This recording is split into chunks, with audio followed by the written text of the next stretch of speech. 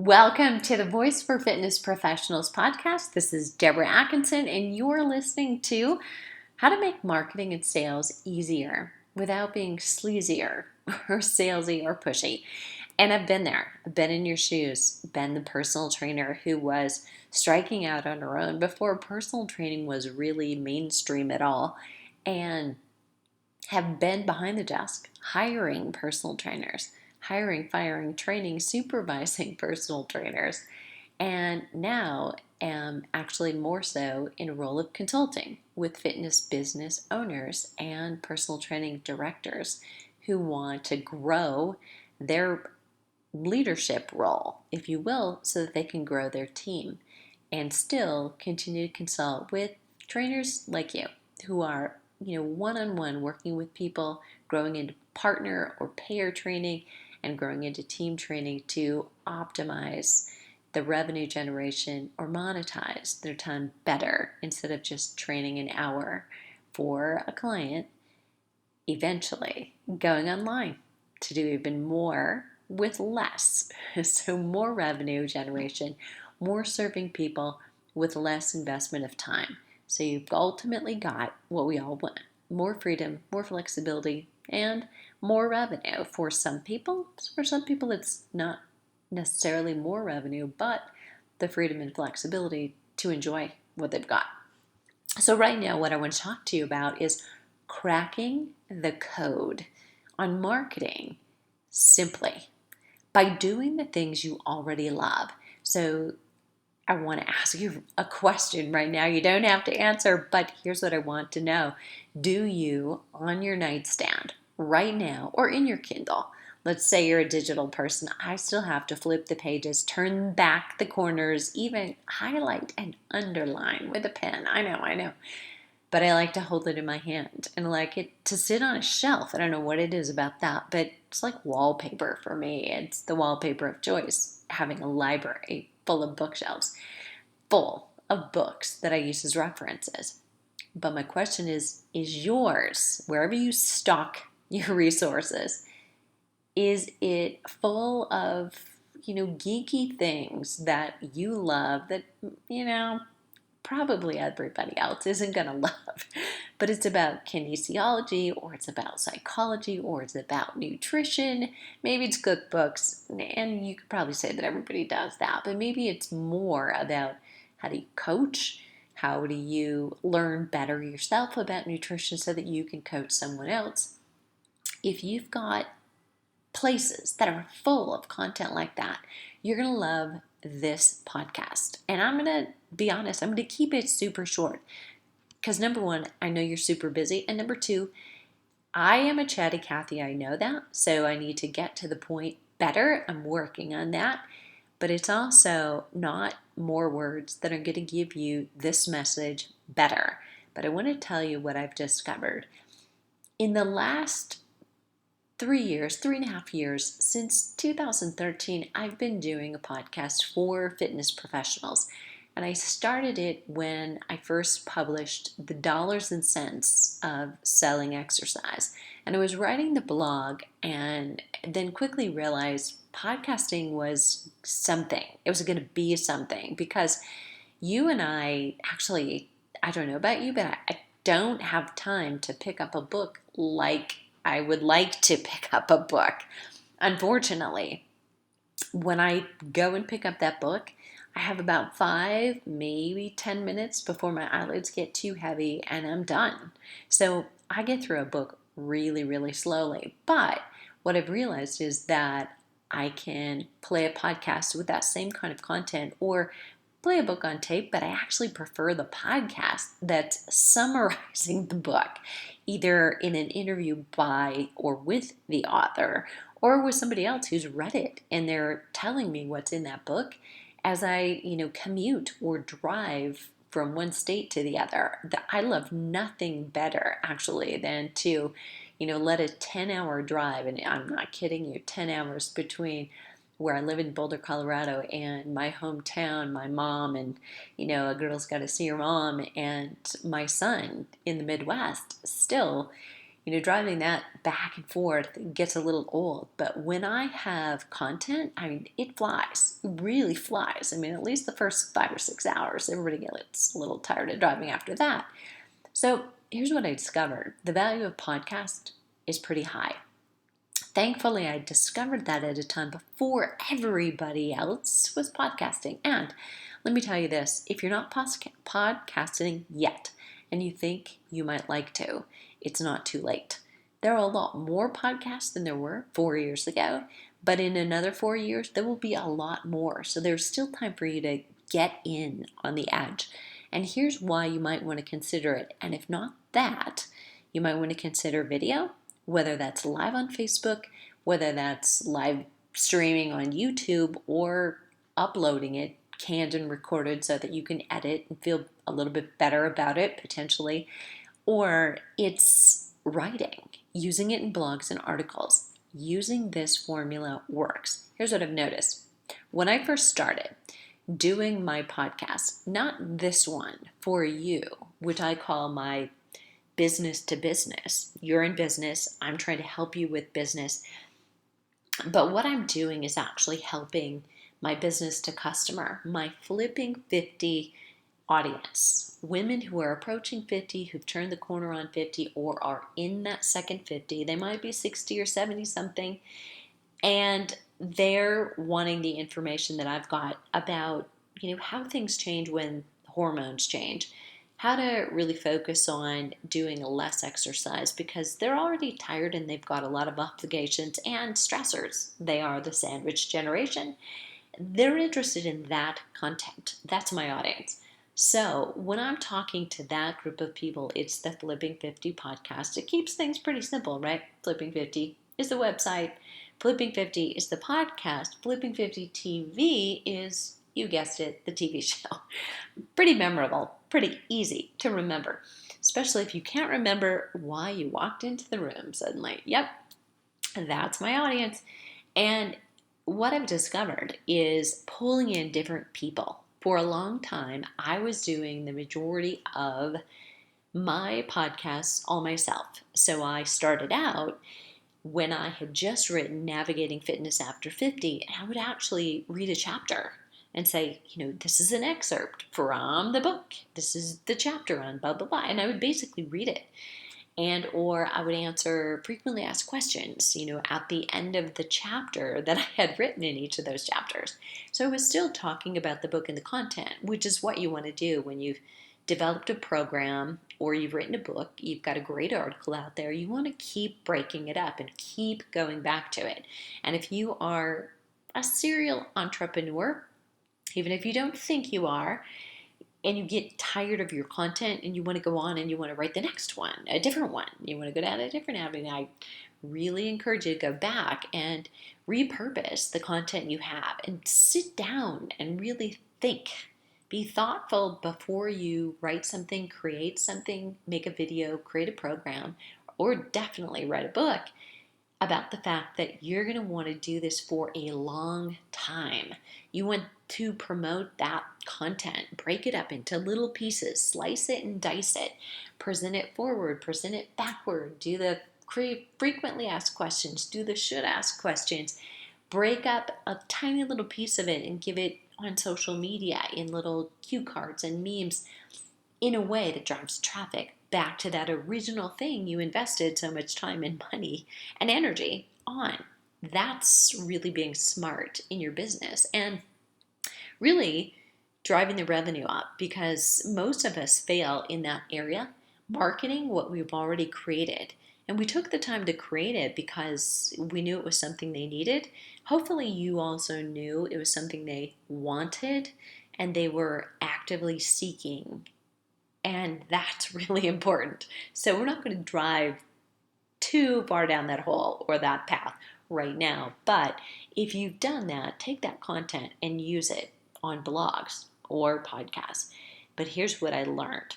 After doing those so long myself, I realized that collaborating with other people and bringing in other people was so smart. So I would interview, doctors who could talk about, who they see, what the biggest problems and challenges of their audience were. And maybe we were talking about, female hormones, and hormone change for my audience, or talking about bone density and bone fracture and balance, talking about specific diets, food sensitivities, gut health, really getting into the microbiome and what that's all about, talking about fermentation, and the value of that for creating gut health, things that I could touch on, but I could only go so deep with my expertise. We're not experts in everything. So pulling in the expert who could help my audience, that wasn't going to create any loss for me. It's not as if me talking to and with another guru who could help my audience is going to create, my audience running away and out the door to that person. It's actually the opposite. If you support and generate the content from your site, your audience suspects that if you bring up the questions, you're interviewing the person, that you automatically have the answers. So it's a great thing to do, and building that rapport, letting them know you have a network that can support all of the pieces that they need. You're the central location to come to find out what they are, how to pull them together. That's intuitive, and then again, not so. So we get into this spot sometimes, tell me if I'm wrong, but where we think sharing information, collaborating with other people might be giving away some kind of power and or releasing it and giving it to them, and now they're the expert and we just happen to be listening to the answers. So not true. So try it yourself. If you've got podcasts you already listen to, and if you don't, go listen to a couple. Just go into iTunes, stroll around it, and it could be anything. It could be here on business or marketing related content, or go to something about blood sugar or weight loss or gut health yourself. Listen to the interviewer and the interviewee and how they play off of each other, and they actually support each other really, really well. So it's a win-win for all situations. So here's what I did. I started interviewing doctors, functional medicine doctors. I started interviewing people who were talking about gut health in depth, people who are talking about psychology, of fitness and exercise, of pain, of healing, people who are, a little bit more spiritual, people who are more naturopathic, doing alternative medicines, Chinese medicine, really could talk about doctors who could really talk about supplements, where, I can only go so far. I can relay information that I learn, but obviously a doctor can do so much more. And, pulling those people in has really been helpful. So what happens when you interview somebody? So if I were to have you on this show talking about your programs and success with you that you've had with a program, for instance, if you have a network of other fitness professional friends, you're going to share that with them, right? And that's what happens in our health and fitness world when I have collaborated with other people and had them on my show talking about blood sugar, or talking about the best diet for gut health or for children with ADD. What happens is then I say, okay, thanks for this. I'll let you know when it's edited, and here's when I'm posting it, and here's the link. So they also share it with all of their social media platforms, because it says, not quite the same as being on the news, but it basically, if they've been interviewed, says to their audience, yes, I am the expert that you think and know that I am. It heightens their authority and credibility. Likewise for you, if even you want to be seen as the guru among your community of fitness clients, if you were to go and present at a national conference on a certain kind of programming for somebody with osteoporosis or fibromyalgia, or on weight loss with obesity, you name it, and you can tell, you're not going to necessarily share that content with your audience, but telling them that you are respected by your peers, and this You were selected from thousands to present at this conference of X amount. That heightens your status as well. So it feeds back both to you and to the interviewee, depending on which side of the road that you're on. So, two things here. You want to be interviewed on podcasts. So, podcasts today are very much like what the radio used to be, only better because you can play them back at your own time. I can download my podcasts, and if I miss the radio show, I mean, who listens to the radio at 7 a.m. on a commute? I wouldn't do that, to tell you the truth. If I were commuting regularly for an hour at 7 a.m., I probably would not listen to the same news station, but I might listen to the same podcast, weekly, or I might, have a rotation of podcasts that I like to listen to because I want to control it. I want to listen to what I want. I don't want to listen to a commercial. I don't want to listen to music. And I don't know about you, but when I'm driving, I find that out of habit, I have a finger on the arrow to change the channel. So as soon as some song comes on I don't like, I'm flipping. Flip, flip, flip, flip, flip. It's so irritating when people ride with me because I don't even realize I do it anymore. And it's like, oh my gosh. But that's how other people are as well. I mean, our attention spans are like 7 seconds. So if you don't keep it, grab it, you've lost it. So if you're talking about something of interest, and if you're not, you're going to be gone. So when you have that audience and can build them up by sharing with other people, here's what I've noticed. I grew my audience somewhat, but what happened is because I know my audience, I grew it by doing those interviews. And some people stick.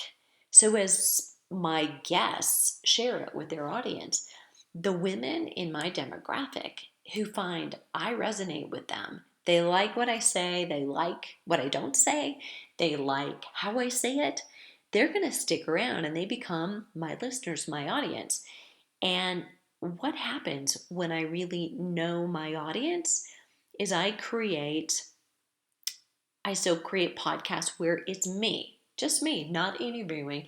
And what I've done is I've gone back to doing more 50-50. So for a while, for the first 4 or 5 months of this year, in fact, maybe the last month of 2016 also, I do one a week. So an average of 4 a month. It's a little more, a little, never less, but a little bit more some. I started to do guest interviews and I just kind of got them all loaded up. Boom, boom, boom, boom, boom. And so that was helpful. But what I noticed is I went back through all my statistics, and the podcasts that were downloaded the very most were all ones that I did by myself with titles that resonate with my audience, that hit on key things that they want. So for my audience, and potentially for yours, but not necessarily, there were things that pertain to weight loss. There are things that include the words after 50, that include, distinguishing what's the difference between weight loss when you're 20 and weight loss when you're 50, or weight loss for 5 pounds versus 50 pounds. Knowing what your audience really wants, titling those podcasts is half the battle, because I can have the best guest on or even create the best content in a podcast that I'm going to do by myself. But if the title, excuse my French, sucks, nobody's going to come to it, right? So it's got to have some key, SEO power, keywords in that title that grab your audience and that they're always looking for. So for instance, when I'm doing a podcast for you, it's going to almost always have something with personal training business, success, more revenue, how to generate, 3 mistakes, things you want to do. Those kinds of titles grab the most power. So I want to recap really quickly. Number one, I would work really hard on either getting interviewed in people's podcasts if you don't have one of your own, and or starting a podcast and begin to interview other people. Become a curator of the content, the kind of information that your audience wants. Big potential growth. When you're a guest, here's what you want to remember. You absolutely want to make sure you have a URL, a place where you're sending them to get to know you more. So where can they get more of you? And you want to have a URL where obviously there's an opt-in, a place where they can go and get your 10 tips on how to, live longer, stronger, better, or 10 tips on how to burn fat faster, even when you're busy. Whatever your freebie is, maybe it's a PDF, an ebook, maybe it's a set of books. But the point is, by that I mean PDFs, but the point is they have to opt in. They have to trade their email address for that. You don't just want to send them to a blank website. It's what we're doing so often with social media. We're just like posting things up, and sometimes we're actually bringing them back to the website, and sometimes we're not even doing that. So there's, very little revenue being driven by social media and all the time and energy that's being spent there. Even if you don't advertise, then you're not spending money there, which also is ridiculous. You want to be growing and nurturing that list to bring them to your email list, because that's the real estate you own. You don't own that social media. So be a guest, get guests, get a podcast started. And if you need help with that, reach out and connect. You can now find me at fitnessmarketingmastery.com. We just moved. So bring over the wine and the bread, although gluten-free bread, okay, and visit.